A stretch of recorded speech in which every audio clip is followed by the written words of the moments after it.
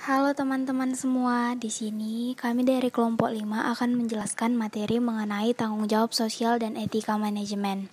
Sebelumnya, kami akan memperkenalkan diri kami. Yang pertama ada Dewi Triputri Saragi, yang kedua ada Louis Nike Jesia Hulu, yang ketiga ada Natalia Marbun, yang keempat ada Yohana Sinaga, dan yang terakhir ada Fadil Muhammad. Semakin besar suatu organisasi atau perusahaan, maka semakin besar pula tuntutan masyarakat terhadap organisasi atau perusahaan tersebut. Banyak lembaga bisnis yang menggunakan segala cara untuk memenangkan persaingan. Oleh karena itu, diharapkan manajer dapat menjalankan bisnis yang memenuhi syarat dalam etika bisnis manajerial, baik secara moral maupun masyarakat. Organisasi sebagai suatu sistem juga diharapkan dapat memiliki tanggung jawab sosial terhadap masyarakat. Nah, di sini ada topik beberapa bahasan yang akan kita bahas ke depannya.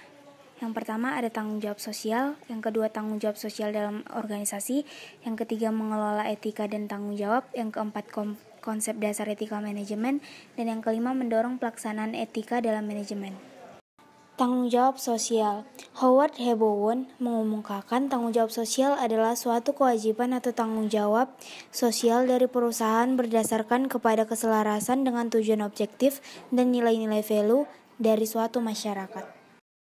Tanggung jawab sosial perusahaan atau Corporate Social Responsibility atau CSR adalah suatu konsep organisasi perusahaan memiliki berbagai bentuk tanggung jawab terhadap seluruh pemangku kepentingannya, yang diantaranya adalah konsumen, karyawan, pemegang saham, komunitas, dan lingkungan dalam segala aspek operasional perusahaan, yang mencakup dalam aspek ekonomi, sosial, dan lingkungan. Dengan pengertian tersebut, CSR dapat dikatakan sebagai kontribusi perusahaan terhadap tujuan pembangunan berkelanjutan dengan cara manajemen dampak atau minimasi dampak negatif dan maksimasi dampak positif terhadap seluruh pemangku kepentingannya. Tanggung jawab sosial dari organisasi. Organisasi bisnis akan berhadapan dengan lingkungan organisasinya, baik lingkungan yang secara langsung memengaruhi dan dipengaruhi oleh kegiatan organisasi bisnis, maupun lingkungan yang secara tak langsung terkait dengan organisasi bisnis. Pada intinya, setiap organisasi atau perusahaan pada akhirnya perlu menyadari bahwa apapun yang dilakukannya merupakan reaksi atas tuntutan dari lingkungan atau juga sebaliknya, merupakan upaya untuk memperhatikan lingkungannya. Pandangan kelompok yang pro terhadap tanggung jawab sosial dari organisasi bisnis. Kegiatan bisnis seringkali menimbulkan masalah. Oleh karena itu, sudah semestinya perusahaan bertanggung jawab atas apa yang dilakukannya.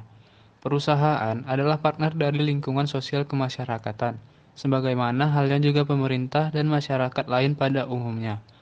Kemudian, pandangan kelompok yang kontra terhadap tanggung jawab sosial dari organisasi bisnis.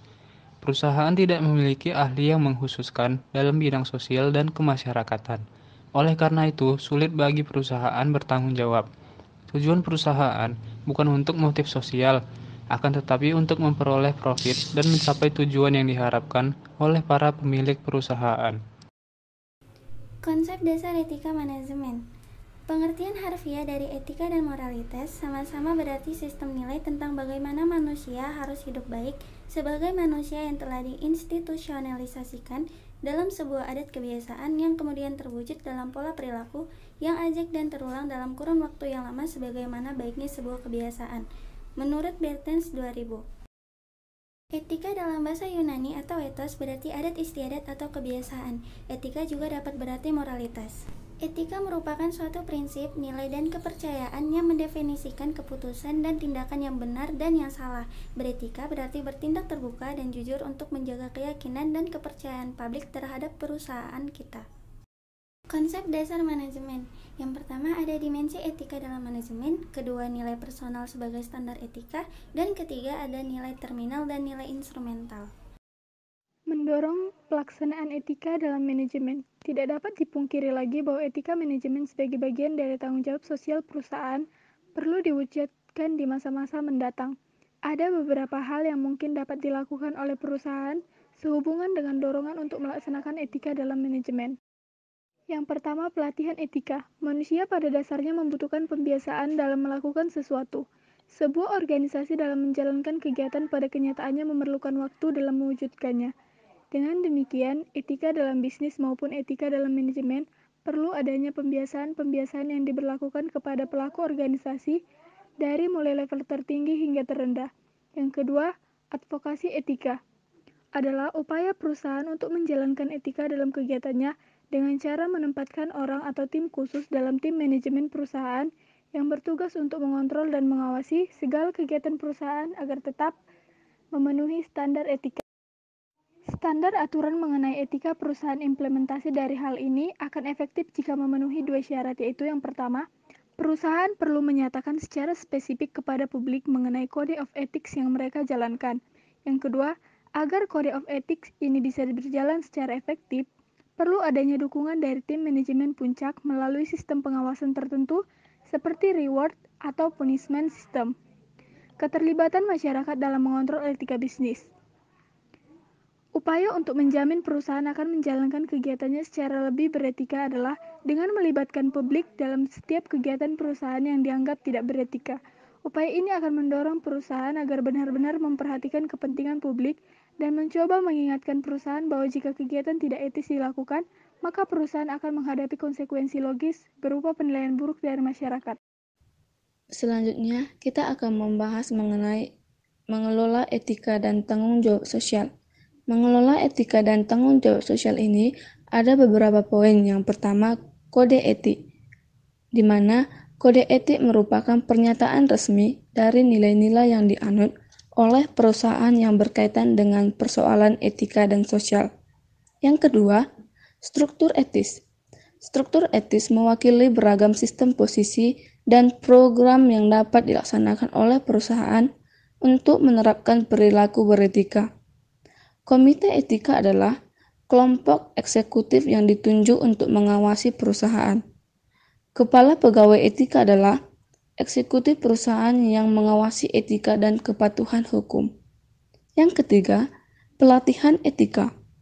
Pelatihan etika adalah program pelatihan untuk membantu para pegawai dalam menghadapi persoalan etika dan nilai-nilai. Yang keempat, whistleblowing. Ini merupakan penyingkapan yang dilakukan seorang pegawai atas praktik-praktik ilegal, moral, atau tidak sah yang dilakukan organisasi. Yang kelima, kasus bisnis tentang etika dan tanggung jawab sosial. Sebagian besar manajer sekarang menyadari bahwa memperhatikan etika dan tanggung jawab sosial adalah sama pentingnya dengan memperhatikan pengeluaran, keuntungan, dan pertumbuhan bisnis. Secara alami, hubungan antara etika dan tanggung jawab sosial perusahaan dengan kinerja uangnya berkaitan dengan gelar manajer dan gelar sarjananya. Nah, sekarang kita akan mendengarkan mengenai satu contoh kasus tentang tanggung jawab dan etika manajemen. Ada seorang pekerja yang merusak produk ketika sedang display barang. Ia tidak sengaja menyenggol sebuah aksesoris yang seluruhnya berbahan kaca, dan akhirnya barang tersebut pecah. Kemudian dia menyembunyikan aksesoris tersebut di balik barang yang sangat besar, sehingga siapapun tidak tahu. Beberapa saat kemudian, manajer lewat dari TKP. Ia melihat ada pecahan atau serbukan kaca di lantai. Kemudian ia melihat ada satu barang yang ganjil di depan kaca display. Ada banyak kemungkinan terjual, dicuri karyawan, atau jatuh kemudian pecah. Setelah ia berasumsi, ia langsung menuju kantor untuk memeriksa CCTV. Detik demi detik, menit demi menit, ia menunggu dan memutar CCTV. Akhirnya, kedapatan pelakunya. Asumsinya yang benar adalah karyawan menjatuhkan aksesoris dan menyembunyikannya. Setelah melalui beberapa proses, akhirnya karyawan tersebut dipanggil dan diminta keterangan. Karyawan tidak mengaku dan akhirnya dipecat karena tidak mau jujur.